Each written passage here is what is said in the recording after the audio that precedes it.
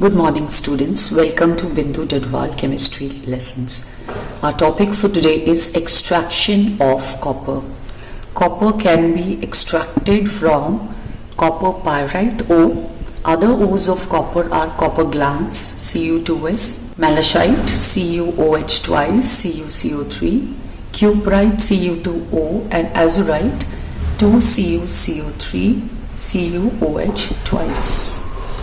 If we look at the Ellingham diagram showing delta G naught versus T graph for formation of copper oxide and oxides of carbon, we see that the copper oxide line is almost at the top, whereas the carbon oxide lines lie below this line.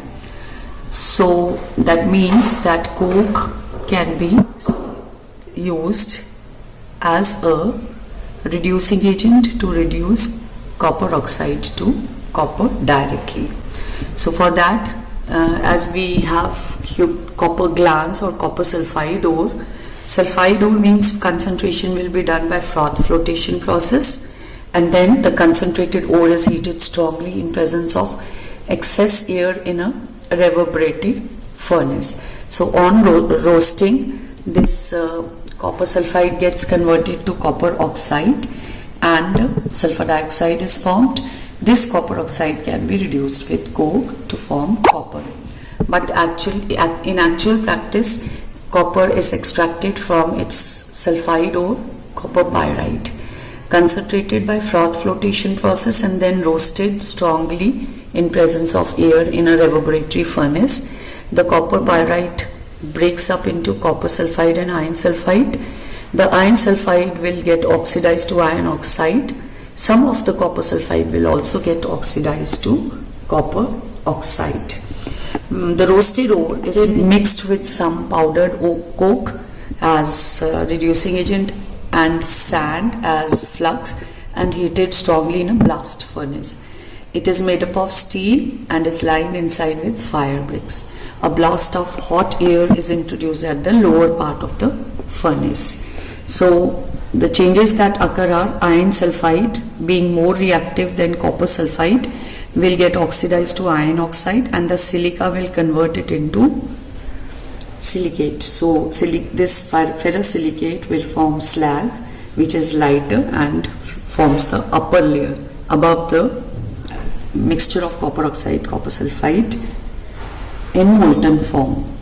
During roasting or in the blast furnace, if any oxide of copper is formed, then this will further oxidize iron sulfide into iron oxide, which can again be removed as slag. So as a result of smelting, two separate layers are formed at the bottom of the furnace. The upper layer consists of slag. It is removed as waste. The lower layer contains molten mass containing mostly cuprous sulfide and some traces of ferrous sulfide, and this mixture is called copper matte and is taken out from the tapping hole at the bottom. Now we recover copper from copper matte by putting it in a Bessemer converter. So Bessemer converter is a pear-shaped vessel made up of steel and lined on the inside with magnesium oxide or lime, and it is fitted with small pipes or tires from which blast of hot air is introduced into the Bessemer converter. So this when this air is introduced, some sand as flux is also introduced along with it. So blast of air is blown into the molten matte. The iron sulfide will get oxidized with the air to form iron oxide, which reacts with the flux iron silica to form iron silicate. The copper sulfide is partially oxidized to cuprous oxide.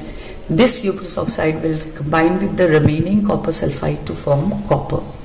So after the reaction is completed, the converter is tilted. It's put upside down. So all the metal, it's taken out, molten copper is taken out in sand molds. On cooling, sulfur dioxide, nitrogen and oxygen gas will escape from the metal and the metal obtained will be 99% pure and will be called blister copper. The name blister comes from the fact that as the metal solidifies, the dissolved sulfur dioxide escapes from its surface, producing blisters on the metal surface. Blister copper is purified as follows. It is heated strongly in a reverberatory furnace in presence of excess of air. The impurities present are removed as volatile oxides or converted into slag.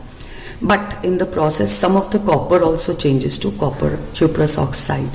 So this is reduced back to copper by stirring the molten metal with green poles of wood. The hydrocarbons present in these freshly cut poles will reduce cuprous oxide to copper, which is about 99.5% pure. Further purification is done by electrolytic refining. In electrolytic refining, the pure copper is made the cathode, whereas impure copper is made anode. This is put in a solution of copper sulfate, which acts as the electrolyte. On passing current, copper ions from the solution will get deposited on the copper, whereas the copper atom from the anode will pass into the solution. The reactions that take place are: at anode, copper gives electron to form copper ions. At cathode, copper ions get deposited to form copper. And the impurities of zinc, nickel and silver, gold, etc. get accumulated at the bottom of the anode as anode mud. Alternatively, this copper can be extracted by hydrometallurgy from low grade ores. It is leached out, that is dissolved using acid or bacteria. The reaction is that copper is treated with acid in the presence of air. It goes into the solution as copper ions. This solution containing copper ion is treated with scrap iron or hydrogen. So iron or hydrogen will reduce copper ions to copper, and copper will come out of the solution. The E0 values for iron or hydrogen ions is less than that of copper, so it can easily displace copper from the solution. So this is how copper is obtained. That's all in today's video. Thank you. Have a nice day.